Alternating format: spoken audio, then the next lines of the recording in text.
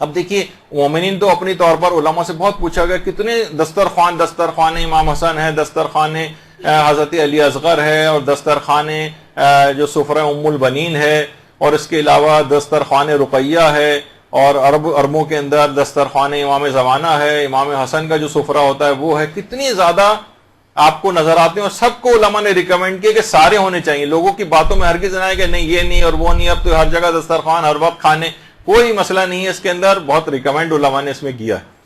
اور علماء خود بھی اس کے اندر بہت آگے ہوتے ہیں، خود بھی اس کی کھلائی میں، پکائی میں، خود اس کو سرو کرنے میں. آپ کتنی زیادہ ان کی اگر آپ دیکھیں علماء کی کہ خود اس کے اندر بڑھ چڑھ کر حصہ لے رہے ہوتے ہیں. ایک ایسی خدمت ہے کہ عالم ہونے کے باوجود بھی وہ کر رہے ہوتے ہیں.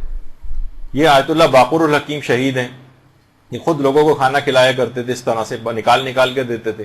یہ آیت اللہ تقی مدرسی ہیں، خود مرجع تقلید ہیں، مرجع ہونے کے باوجود لوگوں کو چائے پلا رہے ہیں اور لوگوں میں جو ہے کھانا کھلا رہے ہیں، لوگوں میں کھانا تقسیم کر رہے ہیں، کیونکہ اس کی بہت اہمیت ہے. دنیاوی و اخروی بے پناہ فائدے. لوگ کہتے ہیں کہ بھائی اس کے اندر بہت افراط بہت ہو گئی ہے، بہت زیادہ لوگ کرنے لگے ہیں. آیت اللہ وحید خراسانی بڑا زبردست جملہ کہتے ہیں، فرماتے ہیں عزاداری امام حسین میں تفریط ہی تفریط ہے، افراط نہیں. ہر چیز کمی کی طرف ہے. غم بھی جتنا بھی آپ کر رہے ہیں سب کم ہے، جتنا بھی آہو بکا کر رہے ہیں سب کم ہے، جتنا پیسہ خرچ کر رہے ہیں سب کم ہے. مکمل تفریط ہی تفریط ہے، افراط اس کے اندر ہے ہی نہیں. کمی کی طرف ہر چیز ہے. تو یہ جو کہنا کہ بہت ہو گیا بہت نہیں ہے، کہ ہر چیز کم ہے. جتنا بھی خرچ کریں اس کے اندر کوئی اس کے اندر ممانعت نہیں ہے، بلکہ زیادہ فائدے. دنیاوی کتنے فائدے ہیں، اب میرے پاس اتنا وقت نہیں ہے کہ ان فائدوں کو بھی جلدی بس میں کر رہا ہوں. کہ انسان، علماء نے کہا کہ اس کی شخصیت کی معرفت ہوتی ہے. جو کھانا کھلاتا ہے وہ ایک آئسولیشن سے نکل جاتا ہے. اس کے علاوہ معاشرے میں اس کے عزت و وقار میں اضافہ ہوتا ہے. گھر میں اس کے خیر و برکتیں آنے لگتی ہیں، گھر سے آفات و بلائیں اس کی دور ہونے لگتی ہیں. اس کو تعظیم شاعر کا ثواب ملتا ہے جو بھی کھانا کھلا رہا ہوتا ہے. اس کی روحانی اور نفسیاتی جو اس کو خوشیاں ملتی ہیں کھانا کھلا کر وہ ملتی ہے. اس کے اندر اخلاق کریمانہ پیدا ہونے لگتے ہیں، سخاوت وغیرہ اس کے اندر پیدا ہونے لگتی ہے. اور اس طرح سے اس کی اولاد کی بھی تربیت ہوتی ہے، باقاعدہ نسلوں میں اس کی ثقافت اسلامی منتقل ہوتی ہے. بچوں کے اندر کتنا زیادہ بچے اس کے اندر اہتمام کرتے نظر آتے ہیں. تو یہ بہت اہم چیز ہے. اس کے علاوہ مومنین کے آپس میں تعلقات بہت زیادہ مضبوط ہوتے ہیں. دیکھیے کتنے ہی رشتہ دار ایسے ہیں جن کی سالوں ملاقات نہیں ہوتی، رنجشیں ہوتی ہیں، مجلسوں میں بلاتے ہیں، کھانے پر بلاتے ہیں، ان کی رنجشیں دور ہو جاتی ہیں.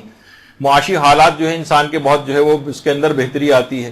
اگر اس کو بھی انٹروڈیوس کیا جائے کہ عورتیں بہت سارے کام جو گھروں میں کر سکتی ہیں. عام طور پر لوگ کہتے ہیں بزنس کیسے شروع کریں، ہم دکان لیں گے، ٹیکس دینے پڑیں گے، یہ کہاں سے ہوگا.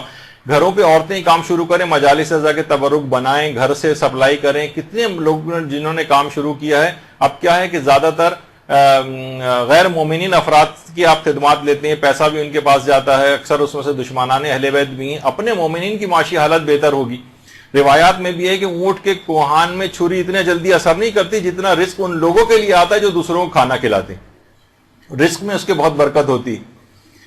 اور بہرحال نیکیوں میں مسابقت ہوتی ہے. فاستبقوا الخیرات قرآن کا جو حکم ہے کہ نیکیوں میں ایک دوسرے سبقت لو. اسی بہانے غیر شیعہ افراد بہانے سے قریب آنے لگتے ہیں. اور مال سے جہاد کا بھی ثواب ملتا ہے.